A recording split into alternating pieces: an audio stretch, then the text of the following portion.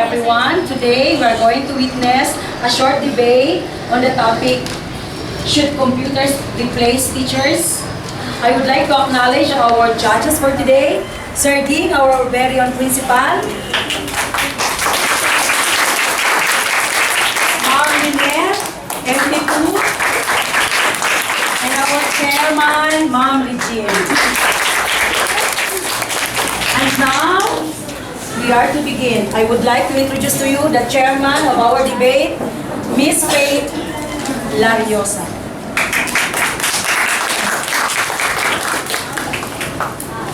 Our dynamic principal, Mr. Victoriano F. Miguel Jr., member of the jurors, fellow classmates and schoolmates, debaters, a better afternoon.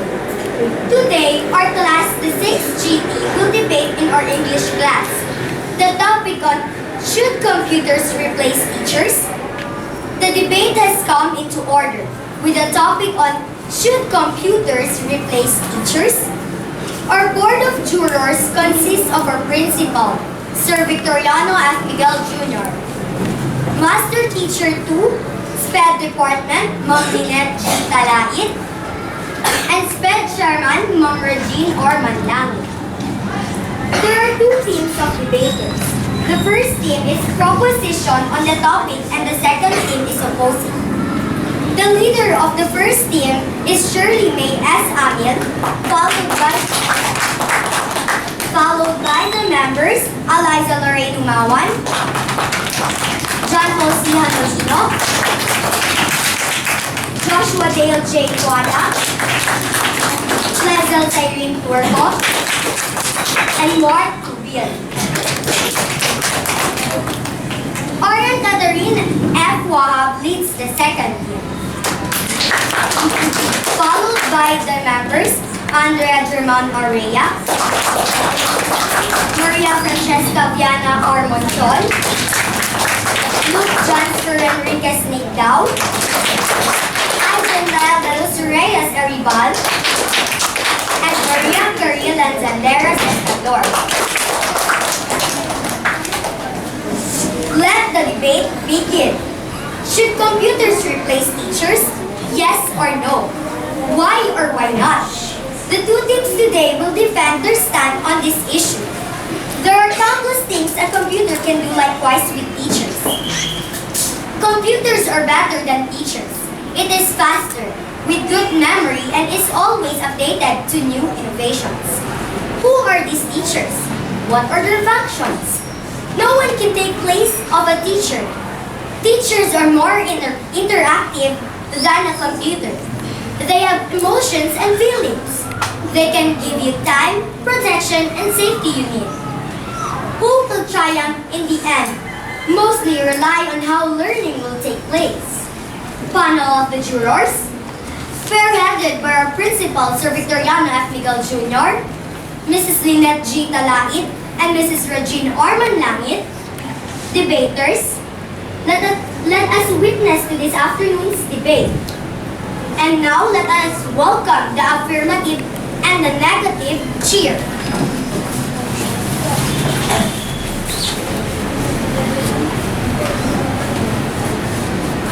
Yes, we can replace teachers with computers because computers are smarter.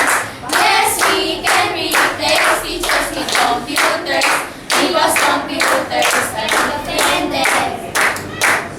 Computers can do many things like teach and teach in a accurate way. They no mistakes. So yes, we can replace teachers with computers because computers are smarter. Yes, we can replace teachers with computers because computers can be offended. Teachers shouldn't be replaced, 'cause they make us laugh. They encourage us, they mentor us. Teachers shouldn't be replaced. Why should computers will replace the teachers? We think it cannot be like that. It cannot be like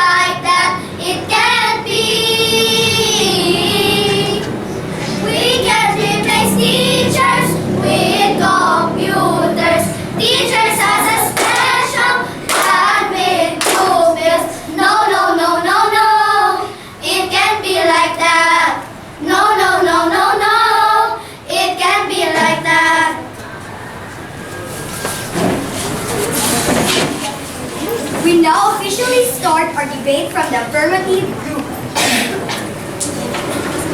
Teachers should be replaced by computers. People are relying on technology more and more.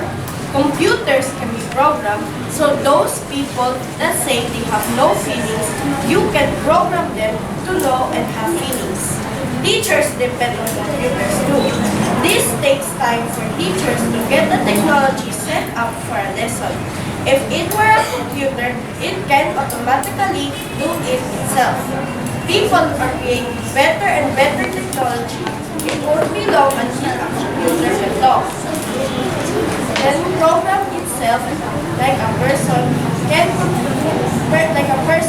control itself. Then it can also have speakers to talk. In those science fiction shows, there were computers that has like a zigzag way going across it. That is the mouth. Computers would have that suit with our technology getting better.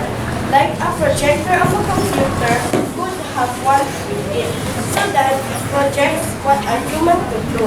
So like a holographic picture controlled by a computer, it could be the exact same as a picture. Computers should replace teachers. Children are often distracted by what the teacher is wearing, saying, or doing. The teachers get frustrated because while they are trying to teach, the children are distracted and cannot concentrate.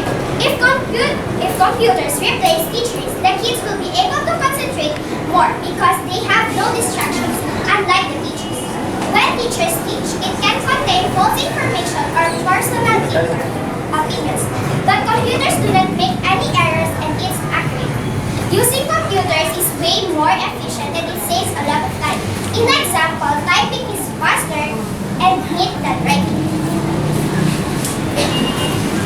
Computers are better than teachers cause computers go faster than having to sit there listening to the teacher's talk show, and computers know more things cause sometimes teachers have to use a computer to look up stuff because computers know more things than the teacher does, and this is why I think computers should replace teachers.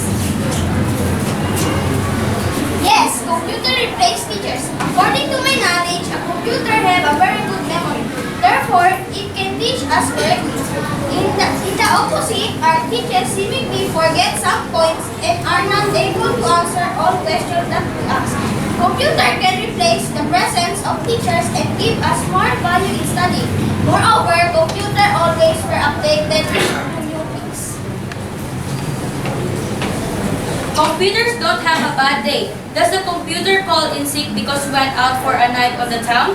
Does your teacher know everything there is to know and recall it with perfection? It's already been shown that children learn and remember more when they guide themselves in small groups. There is a need for teachers to be replaced by computers. A computer is an electronic device that has the ability to receive, transform data into information, while a teacher, on the other hand, is a person who provides education for pupils and students. Computers have an advantage over teachers because they cannot get tired. They have been programmed to analyze people who have been driven qualities like patience. To begin with, computers can have blood running to their brains so that they tired as humans. A computer can teach pupils for 24 hours a day without taking a rest. Furthermore, computers have a character of patience since they are machines. They can recite an ABC song over and over again for 1,000 times without screaming or jittering, but they must become furious at these little children after 8 songs. Another fact is that computers can analyze and detect faults whenever the events are taken. For instance, a computer can know that this particular student finding it hard to differentiate between this and that even because sent down. Humans do not such qualities as qualities, even the psychologists do. Thank you very much, affirmative group. Now let us hear from the opposing group. Teachers are role models, creating trust and inspiring students in an environment where learning occurs. Technology alone cannot offer these skills. Teachers do not simply impart information and knowledge. Teaching is not merely about systems, facts, figures, and certainly does not exist to promote insularity and lack of social interaction. Aristotle said, man is a political animal. Central to that idea was mankind's innate desire to interact with one another, learn from one another, socialize with one another. Some may say that social media does this, but does it really? Teachers don't simply teach concepts and skills. Any new technology can do that. Teachers inspire our young people to be lifelong learners, creating a culture of independent inquiry with their enthusiasm and passion. Teachers have the skills to know exactly how to get the best out of each and every young person in their care. Teachers want the best for their young people and use new technologies in their lessons. But the delivery of this new technology and learning models is just as important, if not more important, than the technology itself. Teachers are professionals. They have advanced degrees almost as a matter of course now, and have been rigorously trained to observe students, track class performance, interact in a manner suited to each student, and customize their teaching to facts on the ground. A computer cannot do that. But the fact is, a computer cannot craft a lesson plan. A computer cannot customize what it teaches to a student. A computer cannot give personal attention. A computer cannot recognize you without a username and password attached to you. It cannot empathize with you, and it cannot inspire you. Teachers are the best. They teach us manners, discipline, which computers cannot teach us. Computer cannot taught us we are doing bad things because computer is a machine, whereas a teacher can teach us lesson practically. Thus, the teachers are best. We should respect our teachers, and no machine can replace it. What about emotions? I do not think computers should replace teachers. Yes, computers may know more than teachers and not make errors, but teachers know to handle emotions. Teachers can motivate you.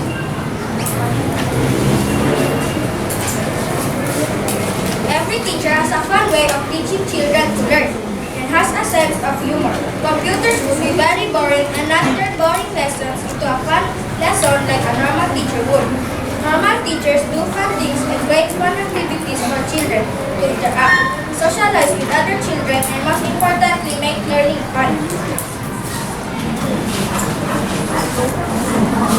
Computers are replacing teachers?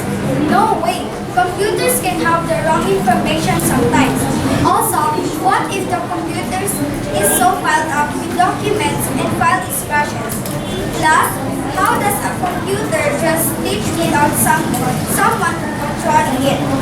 A teacher can give instruction more clearly than a computer. Plus, what if there's an emergency in the school building? Who will help all the students in the school? Teachers are necessary in classrooms. With teachers, students will not receive the one-on-one time that some individuals may need in order to learn and accomplish as much as they can. If computers replace teachers, kids would lose the opportunity to make the human-to-human interaction. Thank you very much. You have heard each member from proposition and opposition present their group's position along with rationality. And now, let us start the rebuttal. We will start to those who likes the teachers be replaced by computers. Our former team debate structure should follow these procedures. Speech 1. The first affirmative speaker introduces the topic and states the affirmative team's first argument. Speech 2. The first negative speaker states their first argument, and so on. Each debater is given a minute to read and support his stand. Once he exceeds the time allotment immediately, the other debater may oppose his rebuttal. With your partner, think of at least one strong reason for each resolution from the proposition group. there is a need for teachers to be replaced by computers. Computers are far more accurate than teachers and give balanced information. Computers can give a clearer lesson and expounding it more, which is best for which is appropriate for the children.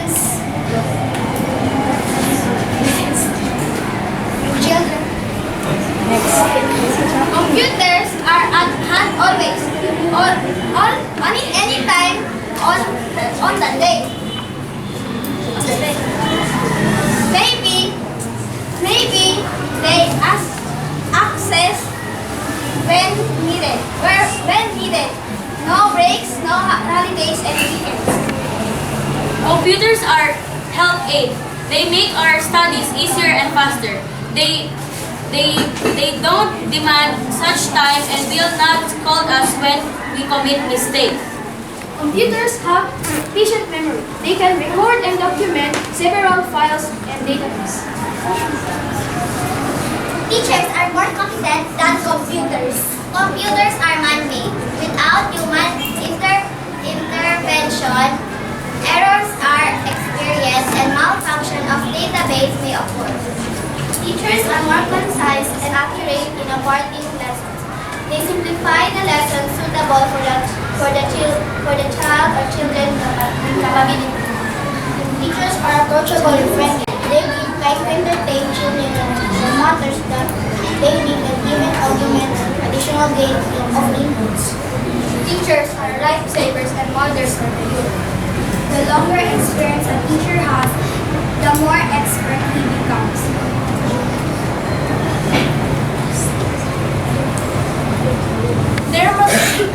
Teachers must be replaced by computers because computers are fast, reliable, and efficient in teaching the students. Okay, somebody should answer the somebody. No, I don't. I disagree with your answer. Because teachers can help us. We don't need computers to search. We can just ask our teacher properly and of course can just go there personally, ask her a question. Ask her that is what is bothering in your mind. Somebody. Computers have universal information or we can search them right away. Our assignments, learn how to cook and etc. You know that teachers have given us step-by-step information and give us some little details, but the computer gives us complete details and clear and an understanding information. I disagree. Sometimes the Googles is wrong, and while the teacher gives you the correct information and the exact answer. Computers is more smarter than teachers because Google is saving those thoughts or documents from the books.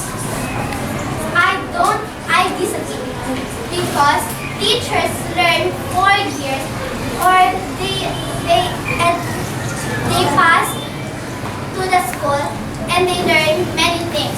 But that computer just all of that answers are just opinions. That is not the correct or exact answer of what questions are bothering in your mind.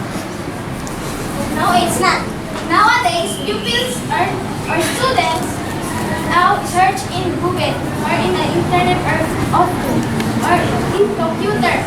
You said earlier that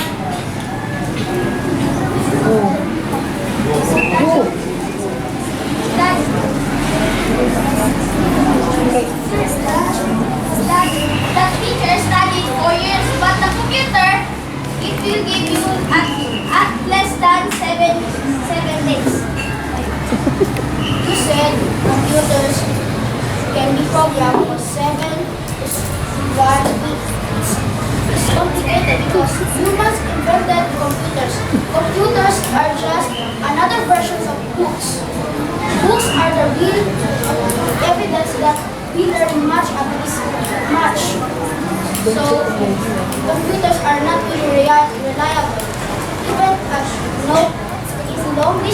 out and you cannot use computers. I think we can use computers because if you fully charge it, or you can bring pocket Wi-Fi, or you can use mobile data to search in the browsers. Even if you will use books, it will take long time. And if you will use internet, it will just appear right away if you search what will you need from the internet. I disagree. What if your pocket Wi-Fi has a weak connection? Even teachers can still teach you. They are lifesavers.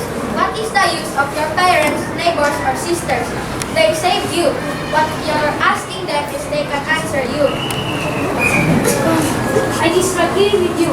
Maybe they don't know. You should search the internet for the answer. Maybe it's wrong, maybe it's right. But the correct answer is always there.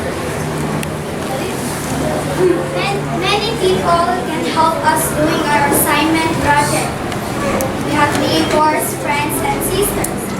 You can also ask your teacher if you want. If you get harder, you can ask her. I know teacher Tan is teaching 21 years being teacher. I know that she can teach kids good. Sometimes the computer can teach you a lot more than the teachers can, because computers have more given information than the teachers. Marian.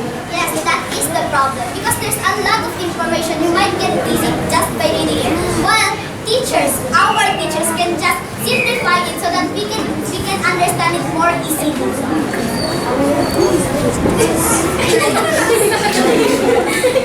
If you understand it a lot, then it would be easy for you to solve the problem. Yana. Yes, you can just go to the computer and search whatever you want. But are you sure that what is the answer there are all correct? Sometimes it's not correct. There are just opinions. John Paul. Google is from the book. The thoughts in the book are written or saved to the Google.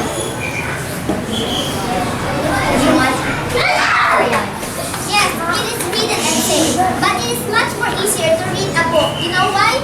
Because if you don't have a computer and you need to go to a computer shop, why would you go there if you can just read the book? Because as you already told it, the book, the internet, the knowledge in there came from a book. Why would you go to the internet shop or computer shop when you can just read a book? Eliza. I disagree that nowadays books are just such a waste. Do you know books are just piled up in the trunk? Because they are much useful than the computer shop than the book.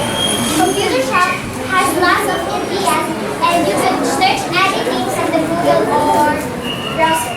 Look. Yes, that's it. Books are trash. But if you buy a computer, it will be more expensive. You will buy updates, video cards, you get Wi-Fi and connectors. So if you buy a book, you will just spend lesser.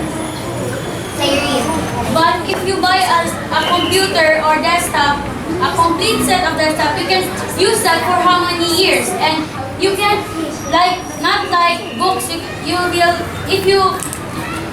not like books, if you will just not take care of that, it will just be rotten in the side.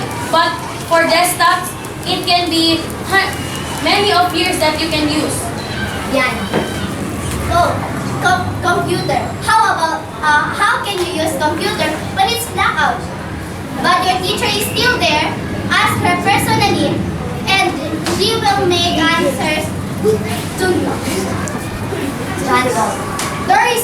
The technology is going better and better. We can make new technologies to make that kind of machine. Arya. Yes, we can make new technology, but the problem is it's just right. It's not yet in our generation. You can just use a book, you can ask your teacher, and what is the use of your parents, sisters, neighbors, and friends? What if they don't know? Where will they search? if you are in a hurry, where will you search just in a second? You just go to browser and it will pop right away your answer. Isaac. You can just ask your neighbors, friends, and your siblings. Your parents knows the answer. They are lifesavers. What if they're too busy for you and they don't have time for you? Then all you have to do is just search in the internet to find the answer. Ikaw? What if yes, it's true. It's always that teacher, that mom, your parents, oh, if you are a poor family, you cannot really afford computers. You can really just afford notebooks that you can read. Mark? I do not agree. You can just go to a computer shop and just pay 5 pesos. When you type what you search and you pop right, the answer will pop up. Marian. What if it is already night, it is already dark, there's a lot of dangerous things in your surroundings, and you still haven't done your assignments and you have to go to a computer shop? No way! You can just ask your siblings. You can just ask your mother, your father, your siblings, even your neighbors that is just beside your house. Yes, John Paul. You can borrow laptops or computers from your neighbors, near neighbors. Diana? How about you and your neighbors are just poor? Do they have laptops? How about books? You're just poor and you can just buy notebooks, pencils, mobiles, and books. So if you have assignment, just go to your book and just open your book and your book will make your assignment correct. John Paul. My question is, when your book is misplaced your notes, Arian. Speaking of loss, I don't think that would happen. I know my teachers. They don't forget things. They are too intelligent to make mistakes. And also, if it is misplaced, what is the use of a notebook to take notes? What happens if the notebook or the book was misplaced and then the teacher didn't know anything about it now? And we are not perfect. We are not very intelligent. We don't know much. Think now. we could ask our classmates. Or if you place the notebook or the book somewhere, if someone sees the book, you could ask or her. How could you ask your classmate if you don't use a Google or Facebook or Messenger? Is that like nothing? No, it's impossible. You can just go to your classmates. The closest house, if your house is just close to your classmates, you can just go there personally. If your book is misplaced and your classmate has a book, you can just borrow the book, you can learn together, and you can just read it so that you can answer what is asked. John Paul. How about if your classmate is not on your house, on their house? Think now. You could go to your teacher's house. Ask them. What happens if the teacher's house is very far away? And near the teacher's house, there are lots of dangerous people there, like rapists and drug addicts. What is the use of the parents, the siblings? They can help you. Your older siblings must know about it. Even your parents must know about it. Of course, if you're intelligent, you have it from your parents. If you're intelligent, it means your parents are intelligent. Also, your siblings. Eliza. Why? Second, if our parents didn't went to school because they're just poor, they cannot. Time's up. Okay. From the audience, they may also give their opinion in support to the stand they choose to defend. Francis. Should computers replace teachers? My opinion is yes, because students don't learn well in classroom because they're distracted. fired too. So they're easily going in computer shop or computer in their home so that they will easily understand their lesson. Realize. Should computers replace teachers? No, because teachers have more interactive than computers. Teachers have emotions and feelings, while computers don't have. Teachers are our heroes and second models. They can protect us from harm. Not computer, but computer cannot protect us from harm because they are only a machine. Matilda. Should computer replace teachers? My answer is yes, because we can study more about our lessons when we use our computers so that we can and when your teachers is not around, we can use our computers to search about it. Samaita. Computers shouldn't replace teachers because teachers are the first one who come and teach us everything that he or she knows, but computers are just there to help us a little. Vincent. Should computer replace teachers? Yes, because computers has many things to do and all their ideas are complete. Some teachers are getting ideas in the computer. So I will agree to computer can replace teachers. Thank you very much. The team will now give their conclusion. Let us start the team proposition. The computers should replace teachers because computers is fast, reliable, and also gives more information to the teachers. And now, if the pupils or students are far away from their room or their school, then they could just go online and go to the website for online education. And if they want to know more about their assignments or their lesson, they can just search it online because it has all the topics there. And even a master teacher that knows everything, but the computer knows more things than her or him. Position. Yes. No, I don't agree. Because even I use computer, also are teachers, but I believe teachers are more important because they have emotions and feelings. They are the statue of emotion and feelings, while the computer are emotionless. Teachers make us laugh, encourage us, they teach us, they help us, they mentor us. They did a lot of great things to us. What if you're sick? What will happen? Who will take care of you? The teacher. While the computer is emotionless. They won't help you. I believe that teachers are more important because they are our second mother. They make us safe.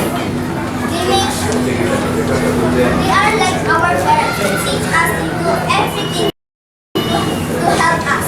I already experienced one time when I was already just alone. But two teachers, they were the ones to help me. In our modern time, we are surrounded by the technologies that help elevate our lives, our economy and industries, leading us to be successful in the monetary aspects, enjoying what we can provide for ourselves and our family. Whether we choose to have a teacher as our source of learning or computers for a better learning process, the questions that we should ponder upon will be, does learning take place in the scenario we choose? How will they lead and prepare us for the future? If these questions are answered in support to what you believe in, then you should still ask yourself if it will suffice your needs to becoming a better individual that will bring forth to the success of your country as well. Then you may continue on upholding your belief to carry unto what you see will make us achieve our goal. The jurors will now announce the winner based on the rebuttals defenses made. First and foremost, I would like to congratulate each and everyone.